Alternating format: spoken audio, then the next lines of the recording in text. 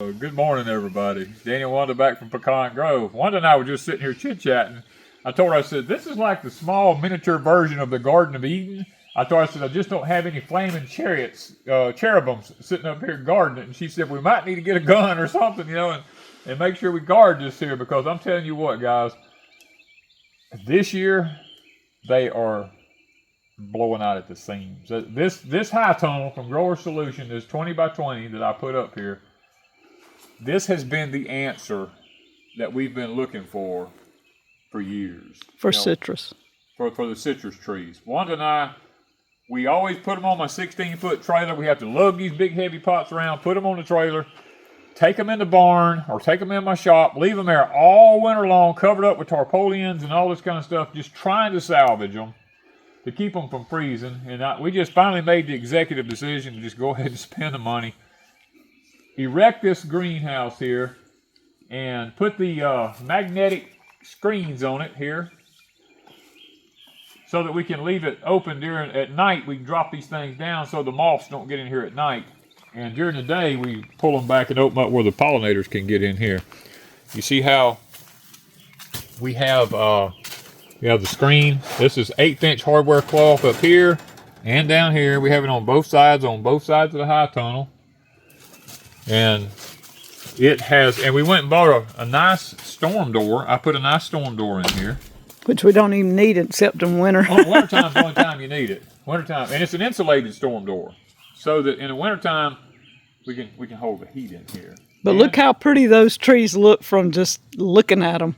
Isn't it beautiful? Now I do come through because, you know, it is nature, and if I find you got a leaf that it just don't look as appealing or something other, we just throw them out, because the leaves, as the trees put the new leaves on, the old ones die and fall off, and we come in here and we sweep the floor up.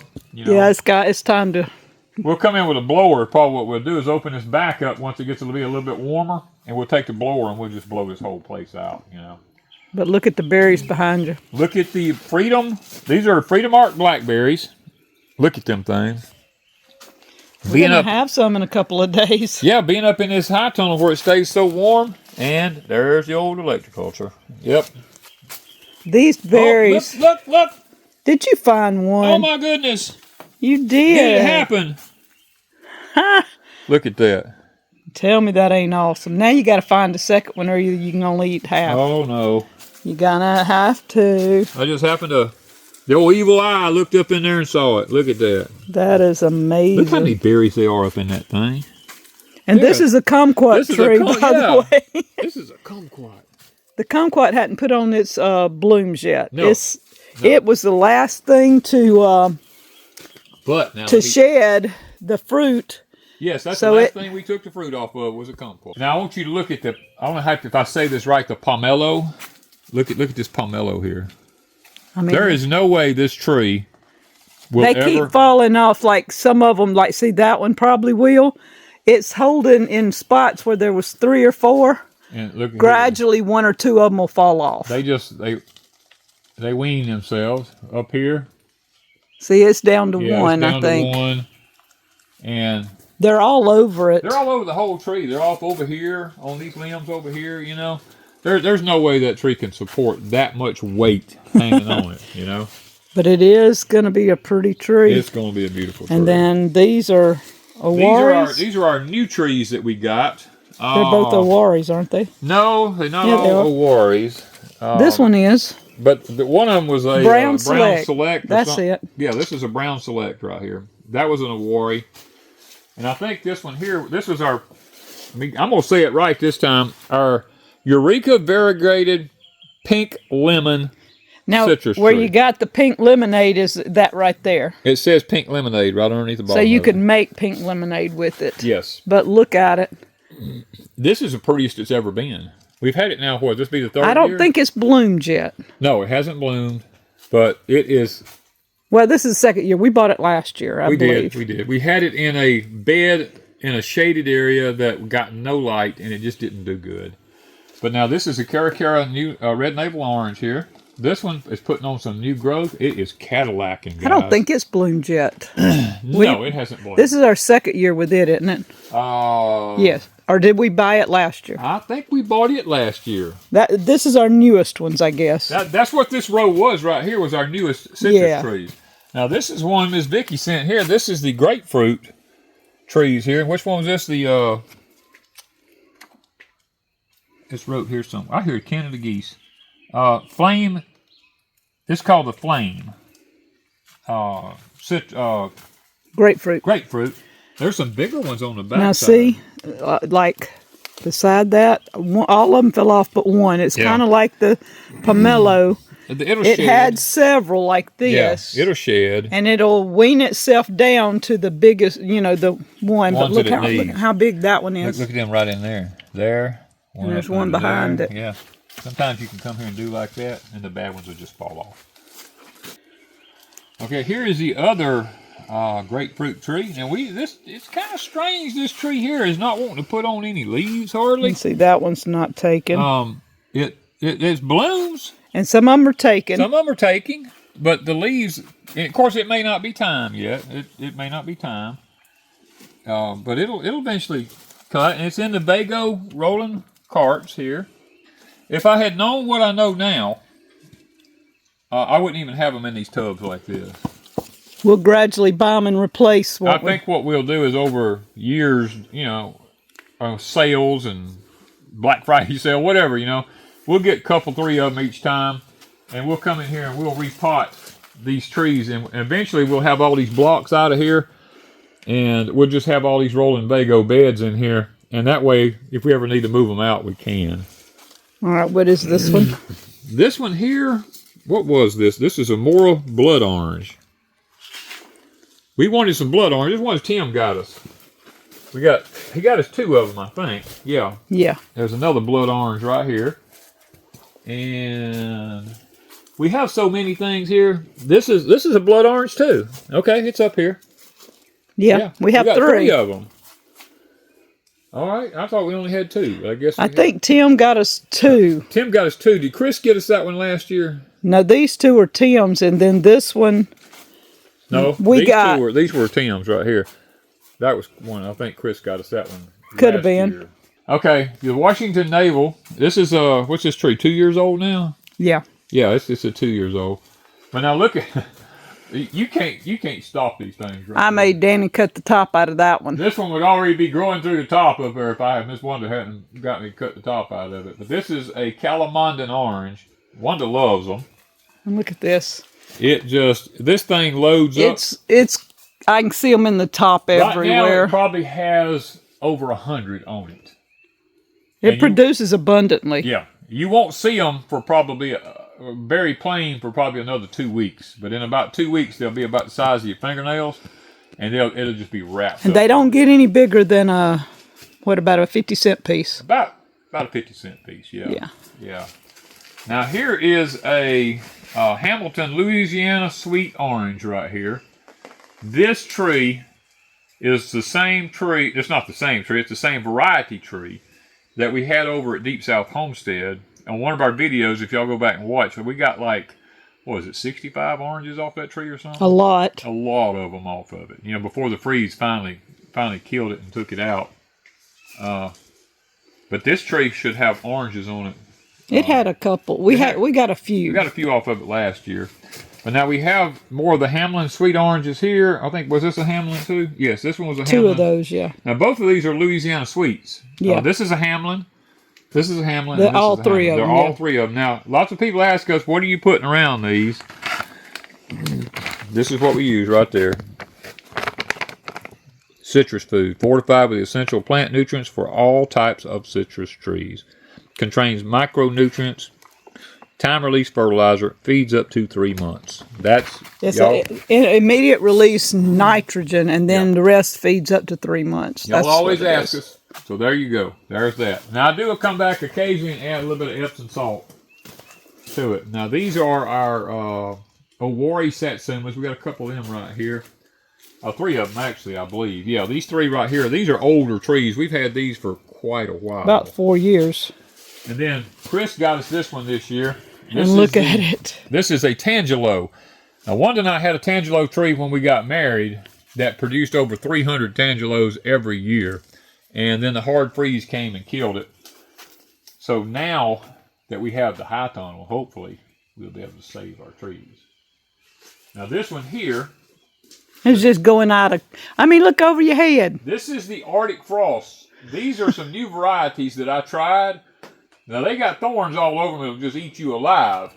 But I'm going to tell you what, them things load up with fruits. They're loaded.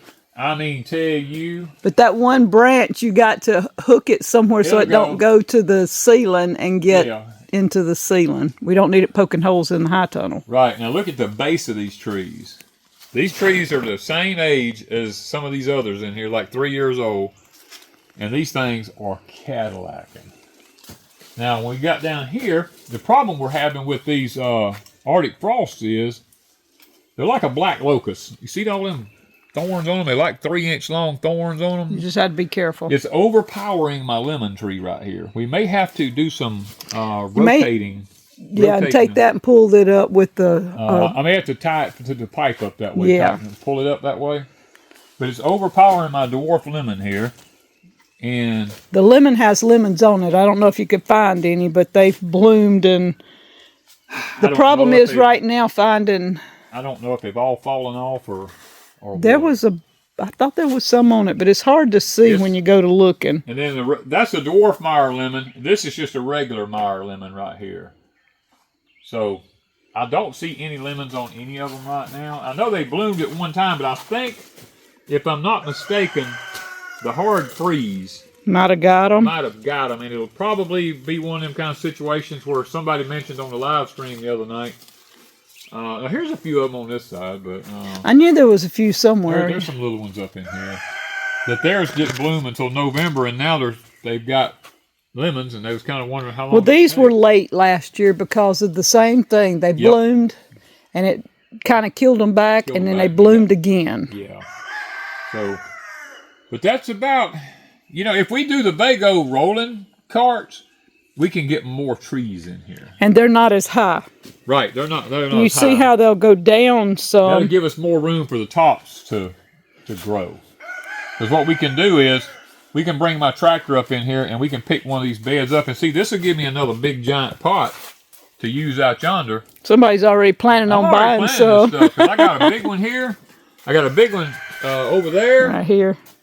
So I've got a couple of more real big pots I can use for gardening in. And this one needs to go away. This is all busted up. That'll be one of the first ones we repot. What I'll do is open the door up on the back, bring my tractor in here with the forks. We'll pick this thing up. We'll take it outside out there on top of a tarp. We'll take the trees out of them, and we'll repot them into these VEGO beds here, and as we get them.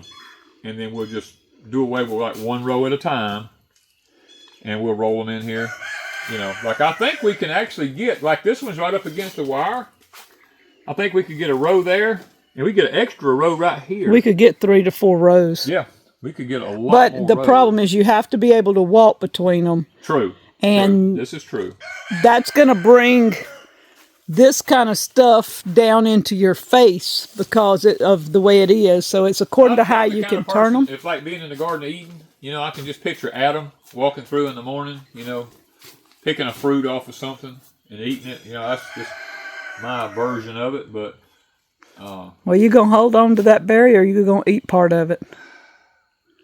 Well, it's probably all squishy in your hand. No, it's not. It's not squishy. Not yet. I'll tell you, I'll make a deal with you. Let's make a deal, okay? I'll give you the blackberry if when we get out to the other high tunnels and there's strawberries, I get the strawberries. All of them? If there's more than 3, I get a strawberry. You get a strawberry if there's more than 3. That thing should be really sweet. Oh, my goodness. Ain't it good? It is good. Oh, my goodness. So guys, all right. I just want to take y'all in here. A lot of y'all always want to know how is the citrus high tunnel doing? And, well, now you know. It is doing just fantastic. It is doing really good. I really believe that the investment that Wanda and I made. Now we're not through. Okay, I need to say that because I think it's going to be on this wall right over here, or either right here. I may come right here. We're going to be running from the camp house. I already have the box to go on the camp house there to tie into the main breaker box in the house. I'm going to run a wire underground and a water line underground, and we're going to come up in here because I have a fan in the top back yonder.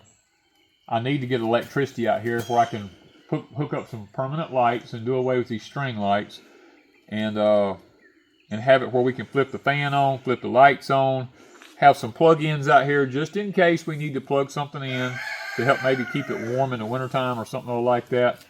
And I would like to have the water here so that we can have our water hose. Now we do have the VEGO 110-foot hose reel on the camp house right there that we pull in here. It more than reaches here easy, but we wouldn't have to be pulling the hose out all over the place. But what we might do, now I don't know, Wanda might have to correct me on this one because I don't know, because I don't see on the site.